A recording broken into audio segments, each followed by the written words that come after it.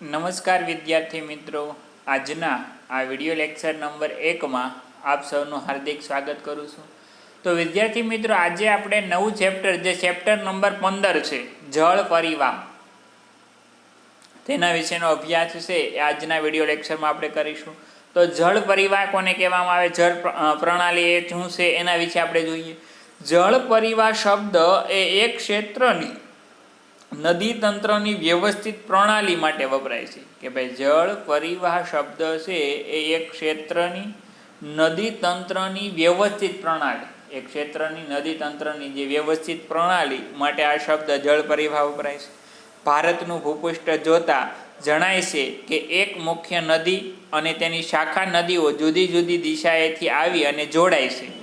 આ નદીઓનું જળ કોઈ જળાશય, સમુદ્ર કે રણ પ્રદેશને મળે છે. આ પ્રકારે એક નદી તંત્ર દ્વારા તેનો પ્રવાહ જે ક્ષેત્રમાંથી પસાર થાય છે તેને નદી બેસિન કહે છે. આમાં શું કીધું છે કે ભાઈ ભારતનું ભૂપૃષ્ઠ જોતા એવું જણાય છે કે એક મુખ્ય નદી અને તેની શાખા નદીઓ, એક મુખ્ય નદી અને તેની બીજી મળતી એને એ નદીમાં, દાખલા તરીકે ગંગા નદી એક મુખ્ય નદી છે અને એને બીજી મળતી નાની નાની અનેક નદીઓ છે એ શાખા નદીઓ છે. તો શાખા નદીઓ જુદી જુદી દિશાએથી આવી અને જોડાય છે. આ નદીઓનું જળ કોઈ જળાશય, સમુદ્ર કે રણ પ્રદેશને મળે છે. કે આ નદીનું જળ જોઈએ તો કોઈ જળાશય, સમુદ્ર કે રણ પ્રદેશને મળે. આ પ્રકારે એક નદી તંત્ર દ્વારા તેનો પ્રવાહ જે ક્ષેત્રમાંથી પસાર થાય તેને નદી બેસિન કહે છે. આ પ્રકારે જોઈએ તો એક નદી તંત્ર દ્વારા તેનો પ્રવાહ,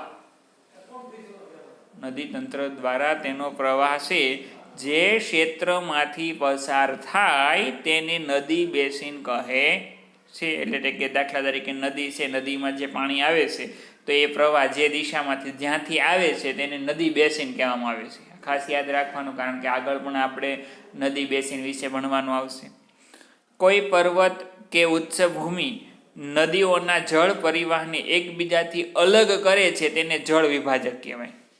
કોઈ પર્વત કે ઉચ્ચભૂમિ નદીઓના જળ પરિવાહને, નદીનો જે જળ પરિવાહ છે એને કોઈ પણ રીતે એકબીજાથી અલગ કરે તેને જળ વિભાજક, જે બે ભાગ પાડે તેને જળ વિભાજક કહે છે. તો અહીં આપેલું છે જળ વિભાજક માટેનું એક ચિત્ર. આટલું જાણો. એની અંદર જોઈએ તો વિશ્વમાં સૌથી મોટો નદી બેસિન એમેઝોન નદીનો છે.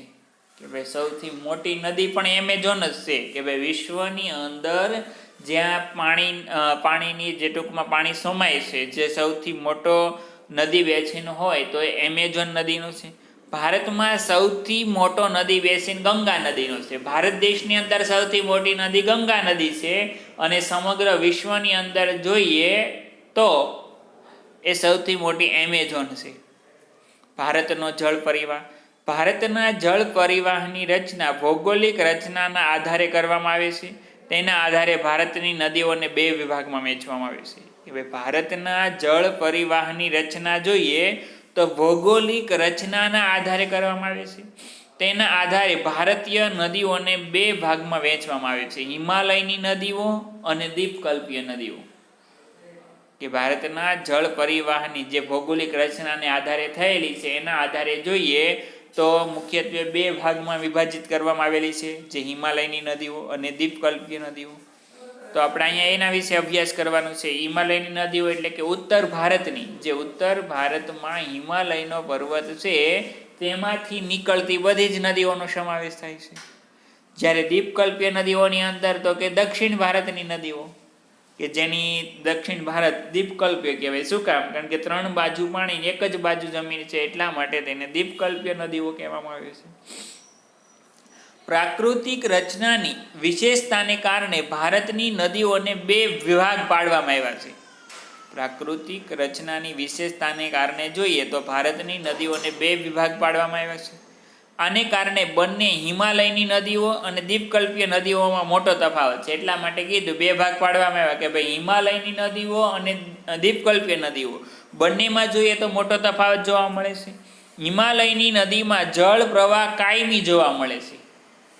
હિમાલયની નદીઓની અંદર જોઈએ તો જળ પ્રવાહ કાયમી એટલા માટે બારે માસ, હિમાલયની જે નદીઓ શરૂ છે એ બારે માસ વહેતી નદીઓ છે. તેમાં બારેમાસ જળ પ્રવાહ રહે છે, કેમ કે ચોમાસામાં વરસાદના કારણે અને ઉનાળામાં શિખરોનો બરફ પીંગળતા તળેટીના જળ જથ્થામાં વધારો થતા નદીઓના પ્રવાહમાં વધારો થાય છે. જો કે ભાઈ આ નદીઓ હિમાલયમાંથી નીકળતી નદીઓ બારેમાસ વહે છે. એનું કારણ શું છે? તો કે ચોમાસામાં વરસાદના કારણે અને ઉનાળામાં શિખરો પરનો બરફ પીંગળતા તળેટીમાં જળ જથ્થામાં વધારો થાય છે અને નદીઓના પ્રવાહમાં વધારો થાય છે. અંતે હિમાલયની મુખ્ય બે નદીઓ સિંધુ અને બ્રહ્મપુત્ર આ પર્વતમાળાના ઉત્તરના ભાગમાંથી નીકળે છે. હિમાલયની મુખ્યત્વે બે નદીઓ છે. કઈ કઈ બે નદીઓ? તો કે સિંધુ અને બ્રહ્મપુત્ર મુખ્ય નદીઓ છે. આ પર્વતમાળાના ઉત્તરના ભાગમાંથી નીકળે છે. સિંધુ અને બ્રહ્મપુત્ર જોઈએ તો હિમાલયની પર્વતમાળાના ઉત્તરના ભાગમાંથી નીકળે છે. આ નદીઓએ પર્વતોને કાપી અને કોતરોનું નિર્માણ કર્યું છે.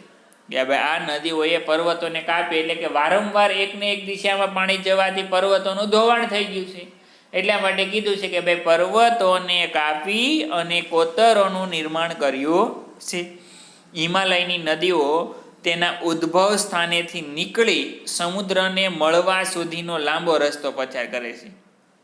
હિમાલયની નદીઓ જોઈએ તો તેના ઉદ્ભવ સ્થાનેથી નીકળીને સમુદ્રને મળવા સુધીનો સમુદ્ર સુધી પહોંચવા માટેનો જોઈએ તો ઘણો બધો લાંબો રસ્તો પ્રચાર કરે છે. તો આપણે જોઈએ આગળ. અહીંયા સૌથી પહેલાં તમને નદીઓનું એક ચિત્ર જેવું આપ્યું છે. નદીનો સ્ત્રોત હિમાલયની પર્વતમાળામાંથી જે નદી નીકળે અને ઉપરવાસ, ઉપરનો ભાગ એ બધો ઉપરવાસ થયો. પછી મધ્ય ભાગ એ મધ્યસ્થ ભાગ, મધ્ય ભાગ. પછી વિસર્પ, વિસર્પ એટલે સાપ આકાર, જે વાંકાચૂકી નદી જાય છે એ વિસર્પ કહેવાય ને.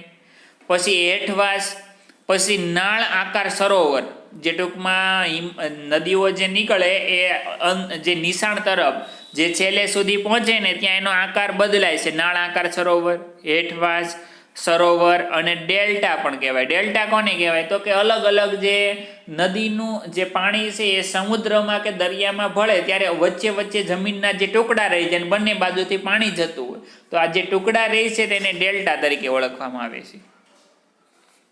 પછી અહીંયા પણ આપેલું છે નદીની પ્રણાલી, જે વૃક્ષાકાર ને આગળ આપણે જોઈશું એટલે એના એ ચિત્રો આપેલા છે. દરેક વિદ્યાર્થીઓએ તમારે પોતાના પુસ્તકની અંદર પણ આ સાથે જોતું જવાનું છે એટલે ખ્યાલ આવશે કે આ શેનું ચિત્ર છે.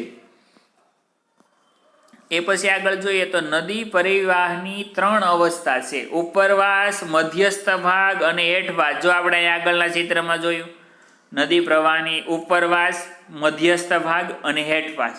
એ રીતે જોઈએ તો નદી પરિવાહની 3 અવસ્થાઓ છે એ જોવા મળે છે.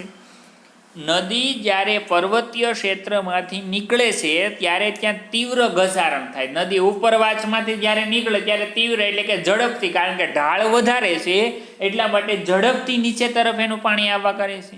અને ઝડપથી આવે એટલે સખત એનું ઘસારણ, જે જમીન છે ત્યાંની ધોવાઈ જાય છે, સખત ઘસારણ કરે છે.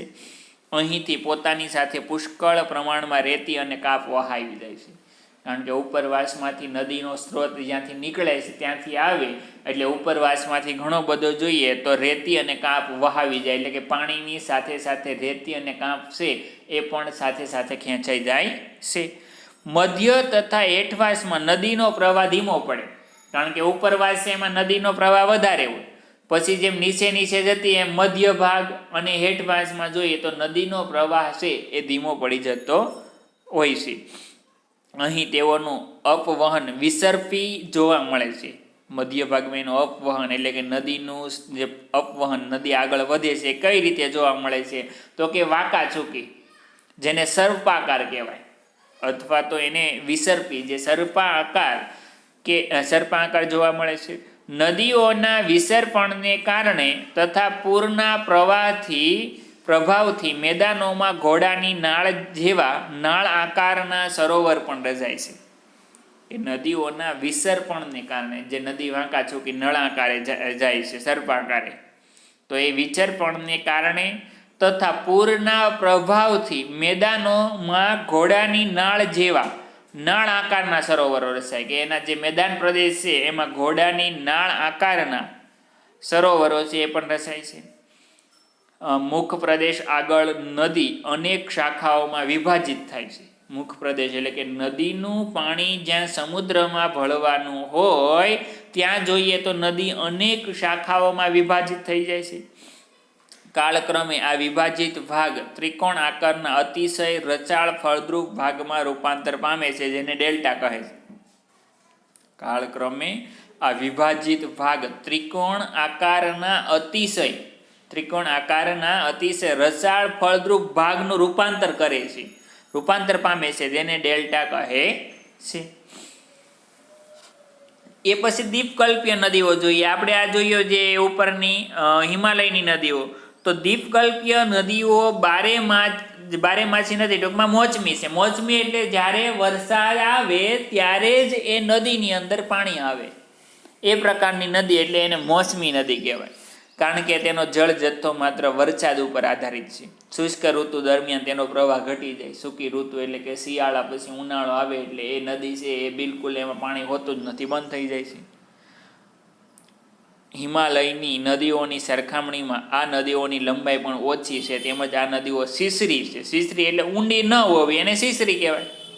હિમાલયની નદીઓની સરખામણીમાં આ નદીઓની લંબાઈ ઘણી ઓછી છે, તેમજ આ નદીઓ સીસરી છે. ભારતની પ્રાકૃતિક રચના તેમજ પહાડોના ઢોળાવના કારણે મોટાભાગની દ્વીપકલ્પીય નદીઓ પશ્ચિમ ઘાટમાંથી નીકળી પૂર્વ તરફ વહી અને બંગાળની ખાડીને મળે છે. એમાં કીધું છે કે ભારતની પ્રાકૃતિક રચના તેમજ પહાડોના ઢોળાવના કારણે મોટા ભાગની દ્વીપકલ્પીય નદીઓ પશ્ચિમ ઘાટમાંથી નીકળીને, મોટા ભાગની દ્વીપકલ્પીય નદીઓ જોઈએ તો એ પશ્ચિમ ઘાટમાંથી નીકળી પૂર્વ તરફ વહી અને બંગાળની ખાડીને મળે છે. દ્વીપકલ્પીય નદીઓ માટે પશ્ચિમ ઘાટ એ મુખ્ય જળ વિભાજક છે. કે ભાઈ દ્વીપકલ્પીય નદીઓ માટે જે પશ્ચિમ ઘાટ છે એ જળ વિભાજક, કે પશ્ચિમ ઘાટના કારણે નદી બે ભાગમાં અલગ અલગ વિભાગમાં વિભાજિત થઈ જાય છે. તો આટલું જાણો. એની અંદર જોઈએ તો જળ પરિવાહની ગોઠવણી, મુખ્ય નદી અને તેની શાખા નદીઓની ગોઠવણી નીચે પ્રમાણે જોવા મળે. સૌથી પહેલા વૃક્ષાકાર પ્રણાલી. મુખ્ય નદી અને તેની શાખા નદીઓની ગોઠવણીને એક વૃક્ષની ડાળીઓ જેવી સુંદર રચના થાય તેને વૃક્ષાકાર નદી રચના તરીકે ઓળખાય. જેમ કે ગંગા નદી, ગંગા નદીનો આકાર છે વૃક્ષાકારનો છે. કેમ? દાખલા તરીકે વૃક્ષ થડ એક હોય પરંતુ એને ડાળી ઘણી બધી હોય, એવી રીતે ગંગા નદી એક છે, એનું ઉદ્ભવ સ્થાન એક જગ્યાએથી છે, પરંતુ એને નાની મોટી મળતી અનેક નદીઓ મળે છે, એટલા માટે એની પ્રણાલી છે વૃક્ષાકાર પ્રણાલી કહે છે. પછી જાળી આકારની પ્રણાલી. પર્વતીય પ્રદેશમાંથી નીકળતા ઝરણા પહાડી ઢોળાવોને કારણે એકબીજાને મળે છે. પર્વતીય પ્રદેશમાંથી નીકળતા જે ઝરણા છે એ પહાડી ઢોળાવોને કારણે એકબીજાને મળે છે, ત્યારે તેની રૂપરચના જાળી આકારની બને છે. જેમને હિમાલયના ઢોળાવો પરથી નીકળતા અનેક ઝરણા, એ પર્વતીય હિમાલયની પર્વતમાળામાંથી જે નાના મોટા અનેક ઝરણાઓ મળે છે એની રૂપરચના જોઈએ તો જાળી આકારની બને છે, તેને જાળી આકારની પ્રણાલી કહે છે. પછી આયાતાકાર પ્રણાલી. મુખ્ય નદી અને શાખા નદીઓ એકબીજાને કાટખૂણે મળતી હોય તો આ નદી રૂપરચનાને આયાતાકાર રચના કહે છે. મુખ્ય નદી અને શાખા નદીઓ જે એકબીજાને કાટખૂણે મળતી હોય છે તો આ નદી રૂપરચનાને આયાતાકાર રચના કહે છે. મોટા ભાગે ફાટ ખીણમાંથી વહેતી નદીઓ આ પ્રકારની રૂપરચના ધરાવે છે. દાખલા તરીકે નર્મદા નદી, એની પ્રણાલી, એની જે નદીની રીત છે, પ્રણાલી છે, એ આયાતાકાર પ્રણાલી છે. કઈ રીતે? તો કે એકબીજાને કાટખૂણે મળતી હોય તો તે આ નદી રૂપરચનાને આયાતાકાર રચના કહે છે. પછી કેન્દ્ર ત્યાગી પ્રણાલી અથવા તો પર્વતાકાર પ્રણાલી. પર્વતીય વિસ્તારમાં એક પર્વતની ચારે બાજુથી ઝરણા નીકળી ચારે બાજુ નદી રૂપરચના બનાવતા હોય તેને પર્વતાકાર નદી રૂપરચના તરીકે ઓળખવામાં આવે છે. જેમ કે સૌરાષ્ટ્રની નદીઓ પર્વતાકાર એટલે કે જે ઉપરની, દાખલા તરીકે હાલો પર્વત છે પરંતુ વરસાદ આવે ત્યારે પર્વતની ચારેય બાજુ પાણી જતું રહેવાનું છે. તો આમાં જો એવું જ કીધું, પર્વતની ચારેય બાજુથી ઝરણા નીકળી ચારેય બાજુ નદી રૂપરચના બનાવતા હોય તેને પર્વતાકાર નદી રૂપરચના તરીકે જ ઓળખવામાં આવે છે. જેમ કે સૌરાષ્ટ્રની નદીઓ જેને પર્વતાકાર અથવા કેન્દ્ર ત્યાગી પ્રણાલીની નદીઓ કહે છે. તો આ વાત થઈ આપણે અહીંયા નદીઓની પ્રણાલી વિશેની. અને એ પછી તમને નકશો અહીંયા આપેલો છે, દરેકે તેના પુસ્તકમાં પણ જોવાનું. જો ગંગા નદીનું ઉદ્ભવ સ્થાન ક્યાંથી છે, જો ગંગા નદી અહીંયા છેલ્લે બાંગ્લાદેશ બાજુ જોવો ને તો ગંગા નદી એક જ છે, પણ એને વૃક્ષાકાર પ્રણાલી જોવા મળે ને તમને, જો જાણે એમ લાગે આ એનો થડ હોય ને વૃક્ષ એની ડાળી હોય બધી આ રીતનું છે. તો આમાં બધી નદીઓ કઈ નદી ક્યાં આવેલી છે એ દરેક વિદ્યાર્થી મિત્રોએ પોતાના પુસ્તકમાં નકશો કાઢી અને જોવું કે કઈ નદી ક્યાં છે. એ પછી આપણે જે અભ્યાસ કરવાનો છે તે છે હિમાલયની નદીઓ. તો હિમાલયની નદીઓ સિંધુ, ગંગા તથા બ્રહ્મપુત્ર હિમાલયમાંથી નીકળતી મુખ્ય નદીઓ છે. સિંધુ, ગંગા તથા બ્રહ્મપુત્ર નદીઓ છે એ હિમાલયમાંથી નીકળતી મુખ્ય નદીઓ છે. આ નદીઓ લાંબી છે તેમજ અનેક શાખા નદીઓ તેમને મળે છે. કે આ નદીઓ જોઈએ તો પ્રમાણમાં લાંબી છે અને બીજી અન્ય શાખા નદીઓ છે એ પણ તેને મળે છે. કોઈ એક મોટી નદી તથા શાખા નદીઓ એકબીજાને મળે ત્યારે જે સ્વરૂપ રચાય તેને જળ પરિવાહ પ્રણાલી કહેવામાં આવે છે. કે જ્યારે કોઈ એક મોટી નદી તથા શાખા નદીઓ એકબીજાને મળે ત્યારે જે સ્વરૂપ રચાય તેને જળ પરિવાહ પ્રણાલી કહેવામાં આવે છે. તો આપણે અહીંયા સૌથી પહેલાં હિમાલયની નદીમાં જોઈએ તો સિંધુ નદી વિશે જોવાનું છે. સિંધુ નદી પ્રણાલી. સિંધુ નદીનું ઉદ્ગમ સ્થાન તિબ્બતમાં આવેલ માનસરોવરની નજીક છે.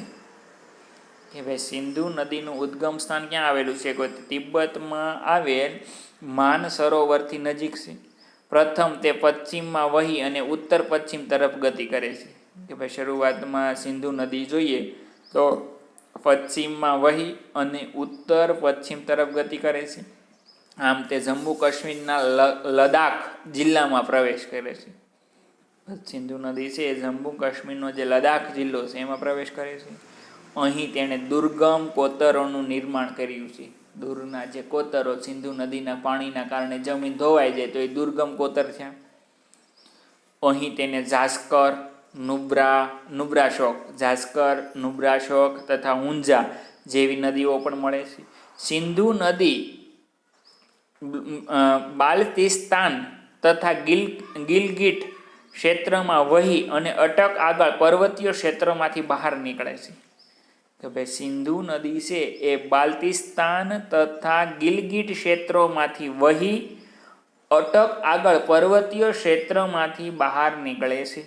સતલુજ, બિયાસ, રાવી, સિનાબ અને જેલમ તેને મળતી શાખા નદીઓ છે. જે મુખ્યત્વે આ સિંધુ નદીને મળતી બીજી અન્ય શાખા નદીઓ પણ જોવા મળે છે. આ પાંચેય નદીઓ પાકિસ્તાનના જે મિથાનકોટ પાસે સિંધુ નદીને મળે છે. પાકિસ્તાનની અંદર મિથાનકોટ પાસે સિંધુ નદીને મળે છે. આ બધી નદીઓનો સંયુક્ત પ્રવાહ દક્ષિણ તરફ વહી અને છેવટે પાકિસ્તાનમાં થઈ અને અરબ સાગરને વળે.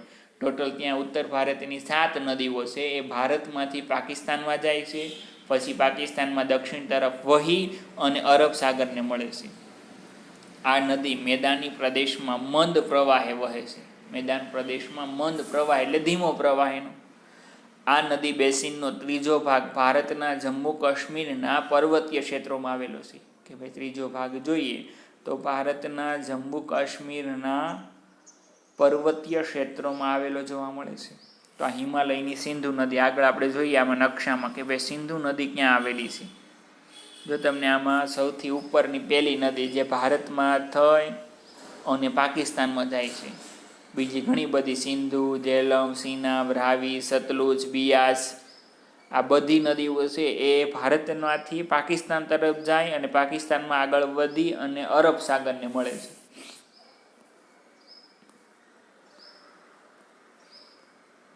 આટલું જાણો. એની અંદર જોઈએ તો સિંધુ નદીની લંબાઈ 2900 કિલોમીટર છે. 2900 કિલોમીટર. સિંધુ નદીના પાણીની વહેંચણી માટે 1960માં પાકિસ્તાન સાથે વહેંચણી કરાર કરવામાં આવ્યા હતા કે સિંધુ નદી ભારતમાંથી પાકિસ્તાનમાં થઈ તો એનું પાણી કોને કેટલું વાપરવું એ બાબતમાં કરાર કરવામાં આવ્યા હતા. તે અનુસાર તેના જળ જથ્થામાંથી ભારત માત્ર 20%નો ઉપયોગ કરી શકે. કે કરાર કરવામાં આવ્યા એ પ્રમાણે જોઈએ તો સિંધુ નદીનું પાણીનો 20% ઉપયોગ છે એ ભારત દેશ કરી શકે. સતલુજ, રાવી અને બિયાસના જળના ઉપયોગથી પંજાબ, હરિયાણા અને રાજસ્થાનના દક્ષિણ પશ્ચિમ ક્ષેત્રોમાં સિંચાઈ શક્ય બની છે. એના પછી બીજા નંબરે આપણે જે જોવાનું છે ગંગા નદી પ્રણાલી. તો હિમાલયની ગંગોત્રી હિમ નદીમાંથી નીકળેલ ભાગીરથી અને અલકનંદા દેવપ્રયાગમાં પરસ્પર મળે છે. કે હિમાલયમાંથી નીકળતી જે ગંગોત્રી હિમ નદીમાંથી નીકળેલ ભાગીરથી અને અલકનંદા દેવપ્રયાગમાં પરસ્પર મળે છે. પહાડી પ્રદેશો છોડી ગંગા હરિદ્વાર આગળથી મેદાની પ્રદેશમાં પ્રવેશે છે. કે ભાઈ પહાડી પ્રદેશો છોડી અને ગંગા નદી છે હરિદ્વાર આગળથી મેદાની પ્રદેશમાં પ્રવેશ કરે છે. હિમાલયમાંથી આવતી અનેક નદીઓ ગંગા નદીને મળે. કે હિમાલયમાંથી આવતી ઘણી બધી નદીઓ આગળ આપણે નકશામાં જોયું, ઘણી બધી નદીઓ ગંગા નદીને મળે છે. જેમાંની મુખ્ય નદીઓ જોઈએ તો યમુના, ઘાઘરા, ગંડક તથા કોશી છે. હિમાલયના યમનોત્રીમાંથી યમુના નદી નીકળે છે. જો હિમાલયમાં જે યમનોત્રી છે યમનોત્રીમાંથી યમુના નદી નીકળે. આ નદી ગંગાની જમણી બાજુ વહી અને અલ્હાબાદ પાંચે ગંગામાં ભળી જાય છે. આ નદી જે યમુના નદી છે ગંગાની જમણી બાજુ વહી અને અલ્હાબાદમાં એ ગંગા નદીમાં જ ભળી જાય છે. ઘાઘરા, ગંડક તથા કોશીના મૂળ નેપાળમાં છે. કે આ મૂળ નદી નેપાળમાં છે, નેપાળમાંથી એ ભારત તરફ આવે છે. તેના કારણે ઉત્તર મેદાની પ્રદેશમાં દર વર્ષે પૂરનો પ્રકોપ જોવા મળે છે. કારણ કે આ નદીઓ જે છે ને ઘાઘરા, ગંડક અને કોશી એ નેપાળમાંથી આવે છે. નેપાળમાં વરસાદ થાય તો આપણે ત્યાં ઉત્તર ભારતની અંદર પૂરની પરિસ્થિતિ, પૂરનો પ્રકોપ છે જોવા મળે છે. કેટલાક વિસ્તારમાં ભારે જાનમાલની હાનિ પણ થાય છે. તેમ છતાં આ નદીઓએ રચેલા ફળદ્રુપ કાંપના મેદાનમાંથી ભારત કૃષિ ક્ષેત્રે સમૃદ્ધિ પ્રાપ્ત કરી શક્યું છે. તેમ છતાં પણ જોઈએ તો આ નદીઓએ રચેલા જે ફળદ્રુપ કાંપના મેદાનમાંથી ભારત કૃષિ ક્ષેત્રે સમૃદ્ધિ પ્રાપ્ત કરી શક્યું છે. દ્વીપકલ્પીય ઉચ્ચ પ્રદેશમાંથી નીકળતી કેટલીક નદીઓ. દ્વીપકલ્પીય ઉચ્ચ પ્રદેશ એટલે કે દખણનો ઉચ્ચ પ્રદેશ.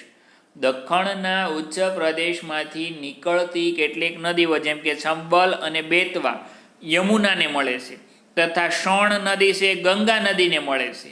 અને આ નદીઓ અર્ધ શુષ્ક ક્ષેત્રમાંથી નીકળે છે. જેમની લંબાઈ પણ ઓછી છે, જેઓનો જળ જથ્થો છે એ પણ મર્યાદિત જોવા મળે છે. ચંબલ અને બેતવા જે શોણ નદીને મળે છે. ટૂંકમાં જે દ્વીપકલ્પીય નદીઓ છે દખણના ઉચ્ચ પ્રદેશની એ નદીઓનો જોઈએ તો એ બહુ ઓછો અર્ધ શુષ્ક નદીઓ કહેવાય ને. ઉત્તર તથા દક્ષિણમાંથી મળતી નદીઓનો સંયુક્ત પ્રવાહ આગળ વધી અને બે ભાગમાં વહેંચાય છે. ઉત્તર તથા દક્ષિણમાંથી જે મળતી નદીઓ છે એનો સંયુક્ત પ્રવાહ આગળ વધી અને બે ભાગમાં વહેંચાય છે. એક ફાટો બાંગ્લાદેશમાં પ્રવેશે છે અને જ્યારે તેને પદ્માના નામે આપણે જોઈએ તો જે ગંગા નદી છે એ જ્યારે સમુદ્ર તરફ જાય ને ત્યારે એના બે ભાગ પડે. એક ભાગ છે એ બાંગ્લાદેશ તરફ જાય અને એક ભાગ પશ્ચિમ બંગાળમાં થઈને બંને મળે છે બંગાળની ખાડીમાં જ તે. અને બાંગ્લાદેશમાં એક ભાગ જાય છે તેને પદ્માના નામથી ઓળખવામાં આવે છે. અને બીજો ફાટો જોઈએ તો પશ્ચિમ બંગાળમાં ભાગીરથી હુગલીના નામે ઓળખાય છે. છેવટે આ બંને પ્રવાહો બંગાળની ખાડીને મળે છે. ગંગાનો પ્રવાહ બાંગ્લાદેશમાં પદ્માના નામે ઓળખાય. જો ગંગા નદી છે એ ભારતમાં ગંગા તરીકે જ, પરંતુ એનો ભારતથી આગળ જોઈએ તો એક ભાગ છે એ બાંગ્લાદેશમાં જાય છે. બે ફાટામાં વહેંચાય છે. એક ભાગ ભારતમાં અને બીજો ફાટો છે બાંગ્લાદેશમાં. તો બાંગ્લાદેશની અંદર એને પદ્માના નામથી ઓળખવામાં આવે છે. અહીં તે બ્રહ્મપુત્ર નદીના પ્રવાહની સાથે ભળી જાય છે. અહીં તે બ્રહ્મપુત્ર નદીઓના પ્રવાહની સાથે ભળી જાય છે. આ બંનેનો સંયુક્ત પ્રવાહ મેઘના નામે ઓળખાય છે. બ્રહ્મપુત્ર નદીના પ્રવાહની સાથે એક બાજુથી પૂર્વ ભારતમાંથી જોઈએ તો અરુણાચલ પ્રદેશ બાજુથી બ્રહ્મપુત્ર નદી આવે ને આ બાજુથી ગંગા નદી આવે. બંનેનો પ્રવાહ, નદીઓનો પ્રવાહ એક સાથે ભળી જાય. આ બંનેનો સંયુક્ત પ્રવાહ જે થાય છે બાંગ્લાદેશની અંદર, તો એને બાંગ્લાદેશની અંદર મેઘના નામથી ઓળખવામાં આવે છે. ગંગા અને બ્રહ્મપુત્ર નદીનો મુખ ત્રિકોણ પ્રદેશ એ સૌથી વધુ રસાળ ફળદ્રુપ પ્રદેશ છે. સૌથી વધારે રસાળ ફળદ્રુપ પ્રદેશ છે. તેને સુંદર વનના નામે ઓળખવામાં આવે છે. તે પ્રદેશને સુંદર વનના નામથી ઓળખવામાં આવે છે. તો આટલું જાણો. એની અંદર જોઈએ તો ગંગાના મુખ ત્રિકોણ પ્રદેશને સુંદર વન એટલા માટે કહેવામાં આવે છે કે અહીં સુંદરી નામના વૃક્ષો પુષ્કળ પ્રમાણમાં થાય છે. ગંગાના મુખ ત્રિકોણ પ્રદેશને સુંદર વન એટલા માટે કહેવાય છે કે અહીં સુંદરી નામના વૃક્ષો પુષ્કળ થાય છે. ભારતના સંદર્ભે સુંદરવન મુખ પ્રદેશ એ મેંગ્રોવ જંગલો માટે અત્યંત જાણીતા છે. સુંદરવન જે મુખ પ્રદેશ છે એ મેંગ્રોવના જંગલ માટે અત્યંત જાણીતા છે. ગંગા નદીની કુલ લંબાઈ 2500 કિલોમીટરથી વધુ છે. ગંગા નદીની કુલ લંબાઈ જોઈએ તો 2500 કિલોમીટર કરતાં વધારે છે. અંબાલા શહેર ગંગા અને સિંધુ નદી વચ્ચે જળ વિભાજકનું કામ કરે છે. અંબાલાથી સુંદરવન સુધીની લંબાઈ લગભગ 1800 કિલોમીટર છે. અંબાલાથી સુંદરવન સુધીની લંબાઈ, પરંતુ અહીંથી ધીમો ઢોળાવ છે. અંબાલા સમુદ્ર સપાટીથી 300 મીટરની ઊંચાઈએ છે અને સુંદરવન સમુદ્ર સપાટીની નજીક છે. આ ગણતરીએ વિચારતા પ્રત્યેક 6 કિમીએ 1 મીટર ઢોળાવ ઓછો થાય. દરેક 6 કિલોમીટરે 1 મીટર ઢોળાવ છે ઓછો થાય છે. તેથી આ નદીમાં વિસર્પણ વધારે થાય. વિસર્પણ સર્પાકાર વધારે થતો જોવા મળે છે. તો આજના આ વિડીયો લેક્ચરની અંદર આપણે અહીંયા સુધી રાખીએ. પછી આગળ બ્રહ્મપુત્ર નદી પ્રણાલી છે એના વિશે આગળથી જોઈશું. તો દરેક વિદ્યાર્થી મિત્રોને જણાવવાનું કે આજના લેક્ચરમાં આપણે જેટલું ચલાવ્યું છે તેમાંથી 20 ટૂંક જવાબી પ્રશ્નો કાઢી અને એના જવાબ છે એ લખવા. 20 ટૂંક જવાબી પ્રશ્નોના જવાબ દરેક વિદ્યાર્થી મિત્રોએ લખવાના રહેશે. આગળનું પછી બીજા લેક્ચરની અંદર આપણે અભ્યાસ કરીશું.